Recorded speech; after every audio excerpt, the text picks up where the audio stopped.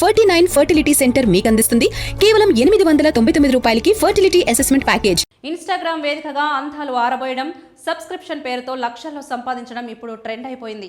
మొన్న విష్ణుప్రియ ఇలానే హాట్ ఫోటోలు, ఎక్స్క్లూజివ్ కంటెంట్ కావాలంటే సబ్స్క్రిప్షన్ తీసుకోవాలని ప్రకటించడం నెట్టింట హాట్ టాపిక్ అయింది. కానీ ఇదే బిజినెస్లో ఇంకా చాలా మంది సెలబ్రిటీలు ఉన్నారని తెలుస్తుండడం చర్చల్లో నిలుస్తోంది. రామ్ చరణ్తో చిరుత సినిమాలో నటించిన నేహా శర్మది కూడా అదే దారి. నేహా శర్మ సినిమా జర్నీ తెలుగు నుండే మొదలైంది. 2007లో mega power star Ram Charan తొలి సినిమా చిరుతతోనే నేహా హీరోయిన్గా ఎంట్రీ ఇచ్చింది. తర్వాత 2009లో వరుణ్ సందేశ్తో కలిసి కుర్రాడులో కనిపించింది.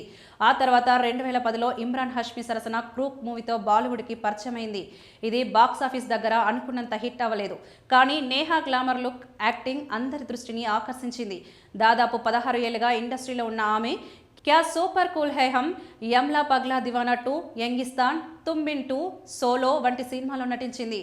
ఆమె హీరోయిన్గా పెద్ద బ్లాక్ బస్టర్ అందుకోలేకపోయినా అజయ్ దేవగన్ హీరోగా చేసిన తానాజీ లాంటి పెద్ద సినిమాలో సపోర్టింగ్ రోల్ చేసి ప్రశంసలు అందుకుంది.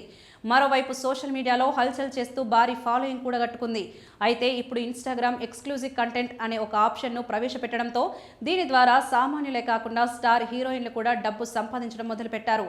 ఇదే బాటలో వెళ్తోంది నేహా శర్మ. నటి నేహా శర్మ ఇటీవల ఇన్స్టాగ్రామ్లో నెలకు 290 రూపాయలు చెల్లించి సబ్స్క్రిప్షన్ తీసుకునే అవకాశాన్ని ప్రారంభించడంతో ఆన్లైన్లో చర్చనీయాంశంగా మారింది. ఈ ఫీచర్ ద్వారా ఫాలోవర్లు పబ్లిక్ ప్రొఫైల్లో కనిపించని వ్యక్తిగత అప్డేట్లు, ప్రత్యేకమైన లుక్స్, ప్రత్యేక పోస్టులను చూడవచ్చు. సోషల్ మీడియాలో చాలా మంది యూజర్లు దీనిపై తీవ్రంగా స్పందిస్తున్నారు. నేహా శర్మ ఎక్స్క్లూజివ్ కంటెంట్ కోసం 290 రూపాయలు చెల్లించాల్సి ఉంటుంది.